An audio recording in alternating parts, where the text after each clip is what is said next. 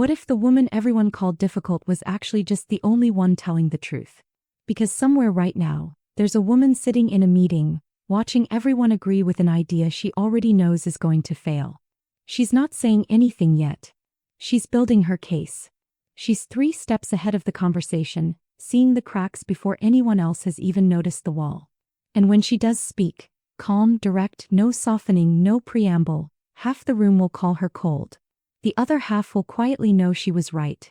That woman isn't broken. She isn't damaged. She isn't difficult in any way that actually means difficult. She's an INTJ female. And she operates on a frequency that most people simply aren't tuned to receive. INTJ women make up less than 1% of the female population. Less than percent. That's not a personality quirk. That's a fundamentally different species of human experience.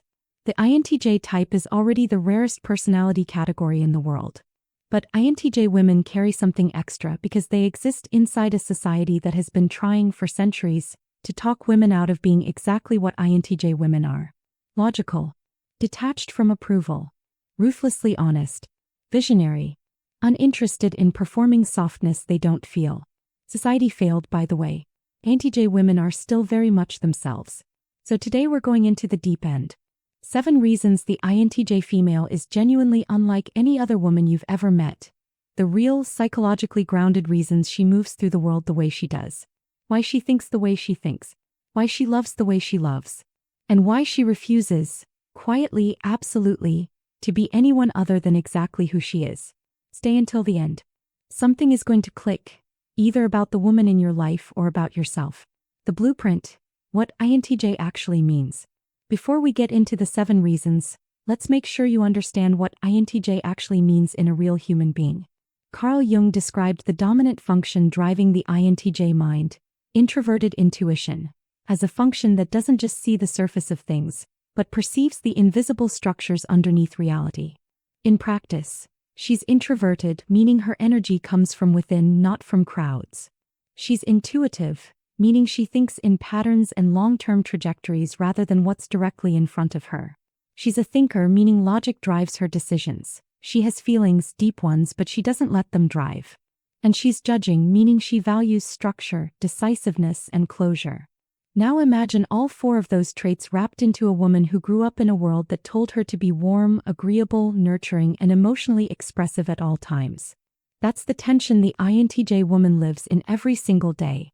And that's exactly what makes her so extraordinary. Reason 1. The costume never fit. Every little girl receives an invisible wardrobe almost immediately. Smile more. Be warmer. Fill the silence. Soften your edges so others can feel bigger. It's not written down anywhere, but it gets tailored onto women so early, so consistently, that most of them forget they're wearing it at all. The INTJ female tried it on once, maybe twice, and then she handed it back. Not because she's rebellious. Not because she wanted to make a statement. She handed it back because after careful, logical evaluation, it simply didn't make sense to her. Why perform emotions she isn't experiencing? Why manufacture warmth for people she doesn't feel warm toward? Why fill a silence that doesn't need filling? These weren't rhetorical questions. They were honest ones. And the honest answer was, she wouldn't. So she didn't. What this produces is a woman who says exactly what she means and means exactly what she says. If she laughs at your joke, it's because she found it genuinely funny. If she gives you a compliment, take it straight to the bank. She doesn't hand them out as social currency. And if she tells you something hard to hear, that's not cruelty. That's the highest form of respect she knows how to give. The world doesn't always receive this well. A woman who doesn't perform warmth on command gets labeled cold. A woman who speaks without cushioning gets called harsh. The INTJ woman has heard all of it. And here's the extraordinary part. She's not particularly bothered by it. She's not performing for an audience. She never was. Reason 2. A mind that never clocks out. Here's a question that doesn't get asked often enough. What is it actually like to live inside a brain that never stops? Not anxiously never stops. Not obsessively never stops. Just always on. Always turning something over. Always pulling at a thread, noticing a pattern, building an internal model, running a quiet simulation in the background of whatever else is happening on the surface. That's the daily reality of the INTJ woman's inner world. Her dominant cognitive function is introverted intuition. And what that means practically is this. Her brain is a pattern engine. It absorbs enormous amounts of information, much of it below conscious awareness, and synthesizes it into something that arrives fully formed. An insight. A conclusion. A sense of knowing she often can't explain in steps because it didn't come in steps. This is the source of that slightly uncanny quality she has. The ability to see where things are heading before anyone else does. She knows the relationship is failing before the first argument happens. She knows the project is going to collapse 3 months before it does. She knows when someone is lying before she has a single piece of concrete evidence. And she is infuriatingly usually right. But the weight of that kind of mind is real. Small talk costs her something. Using her mind for surface-level exchanges feels like running a turbine engine to power a nightlight. Social environments leave her depleted because her nervous system is cataloging every microexpression and subtext in the room in real time. Give her a real problem, though. A complex question, an unresolved idea, a system that needs rebuilding. That same mind that is drained by a cocktail party becomes completely electric when it has something worthy of its reach. Reason 3, she doesn't collect contacts. He curates people. She's not easy to get close to, and she'd be the first to tell you that herself. She has standards. Serious, non-negotiable standards. The kind that make some people feel screened out before the conversation has properly started. And they are being screened. Not cruelly, not in some cold calculated way. But the INTJ female is protective of her inner circle in a way that is deeply intentional and completely firm. She doesn't have the bandwidth for relationships that go nowhere. She doesn't collect contacts. She curates people. To get past the outer wall, you have to be real. You have to have depth. You have to keep your word. For her, reliability isn't a courtesy, it's the baseline requirement for trust. She also applies this standard to herself first. This woman is her own toughest critic. When she makes a mistake, she doesn't shrug it off or make excuses. She goes back to the drawing board, figures out what went wrong, and makes sure it doesn't happen again. This isn't self-punishment. It's continuous improvement. When someone fails her standards, there's no dramatic exit. The INTJ woman doesn't do scenes. She quietly withdraws, reduces contact, stops investing. By the time most people notice something has changed, she's already mentally moved on. This might read as cold. It's actually the opposite. It's radical self-respect. She knows her time and energy are finite. She refuses to pour them into people who aren't pouring anything back. That's not cruelty. That's clarity. Reason 4, iron logic volcanic heart. Here's the one that always surprises people who think they've figured her out. On the surface, the INTJ female doesn't read as an emotional person. She doesn't cry at commercials. She doesn't narrate her feelings in the moment they're happening. She doesn't reach for comfort from others when something is hard. Her first instinct is to go internal, to analyze what she's feeling before she expresses it, to understand the emotion before she shows it. So people assume there isn't much underneath. That she's running on logic and not much else. That assumption is not just wrong. It's almost the exact opposite of the truth. INTJ women feel with a depth and intensity that would genuinely astonish most people if they ever got a full, unfiltered glimpse of it. The feelings are there, vivid, complex, powerful, they just don't get broadcast in real time. They get held internally, processed the way she processes everything else. Thoroughly, privately, and alone. This comes from her inferior function. Introverted feeling. In INTJ psychology, the feeling function lives at the bottom of the cognitive stack. Least expressed externally, but paradoxically the most intense when it surfaces. She has deep values. A rich inner emotional world she protects fiercely, not because she doesn't trust anyone, but because she has almost certainly at some point opened that world to someone who didn't handle it well. The door to her emotional interior isn't unlocked easily. You earn it over time through consistency, through honesty, through proving you're the kind of person who can hold something precious without breaking it. Most people never see past the exterior and assume what they see is all there is. They're wrong. Reason 5. She loves differently than you'd expect. When an INTJ woman loves someone, she does it with a kind of quiet, fierce, total commitment that's almost overwhelming in its depth. But it doesn't look like what you'd expect love to look like. She's not going to smother you with affection or express love through grand romantic gestures. What she will do is remember every single thing you've ever told her. She'll solve your problems before you even realize they're problems. She won't write you poetry. She'll remember 18 months later the exact thing you mentioned you were worried about, and she'll have quietly done something about it. That's how she loves. Deeply, specifically, and in ways so woven into the fabric of daily life that you might not notice them until she's gone. Her love comes with quiet consistency. She shows up when it counts. She defends you when you're not in the room. And when she's truly chosen you, you'll feel it in how differently she shows up for you compared to everyone else. You'll feel it in the fact that she opens doors with you that she keeps firmly shut with the rest of the world. She doesn't stay out of habit. She doesn't remain out of fear of being alone. She's choosing you fully awake with all her options open. That's not just love. That's a declaration. Reason 6. She's always playing the long game. Mention a 5-year plan to an INTJ female and she'll pull up the 10-year version and ask what took you so long. This type doesn't think in days or even months. They think in arcs. In trajectories.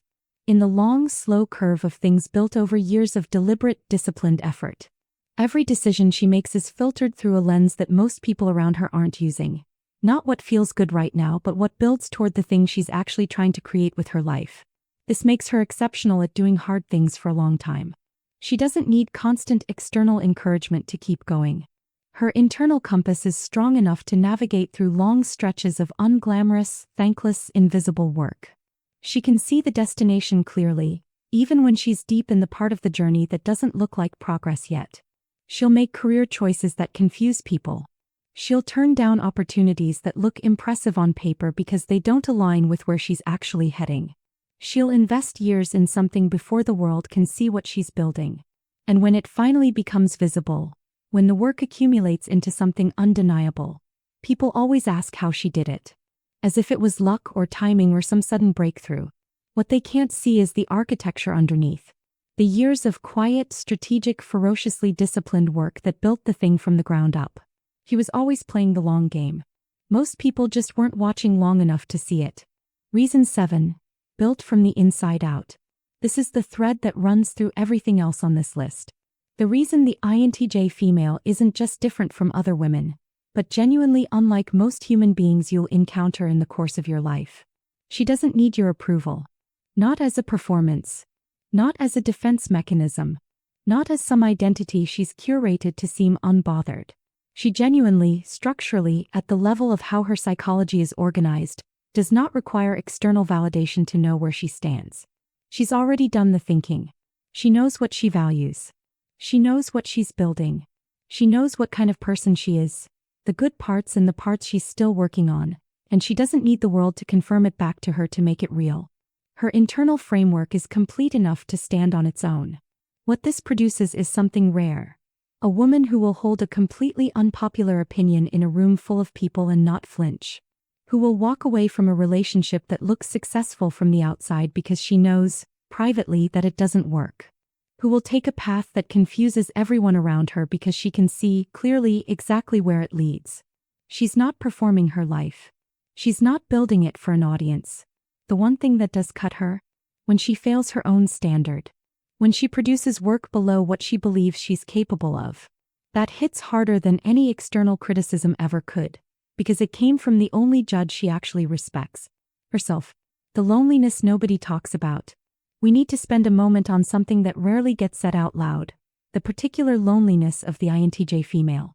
When you're this rare and this internally complex and this different from the script the world writes for women, the experience of feeling genuinely understood is almost vanishingly rare.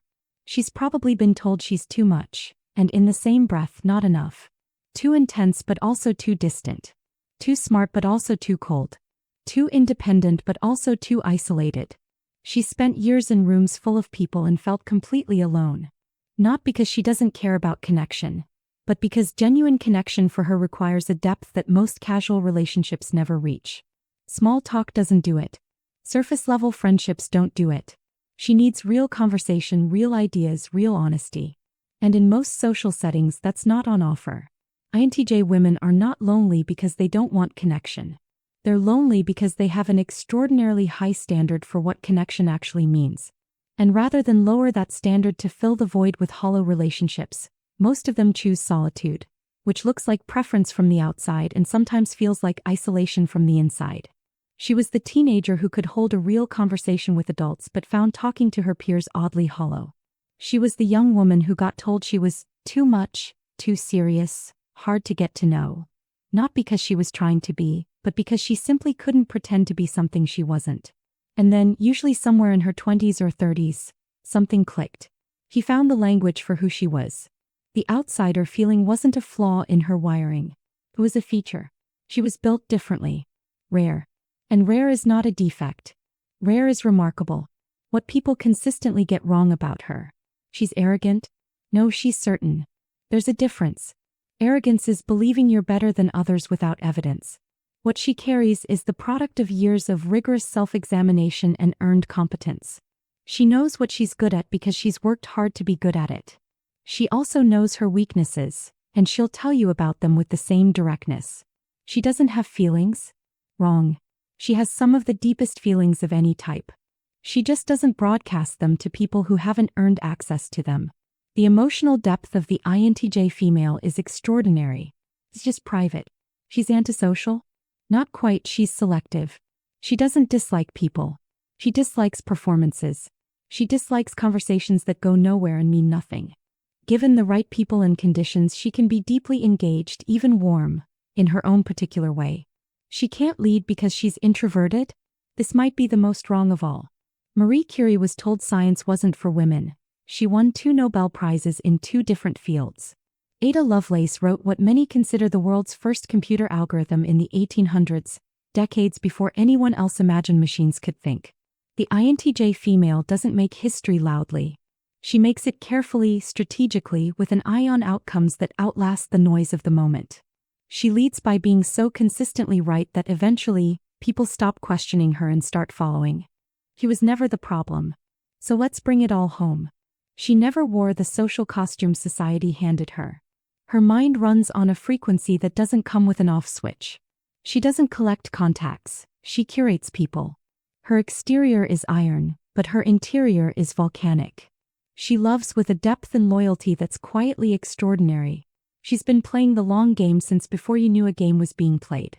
And her sense of self was built from the inside out, which means the world's opinion of her is interesting occasionally but never decisive.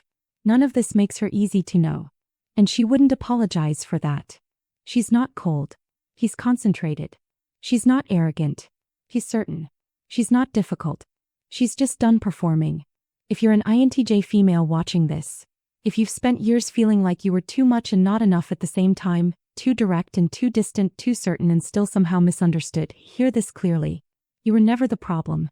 You were just in rooms that weren't built for the kind of clarity you carry.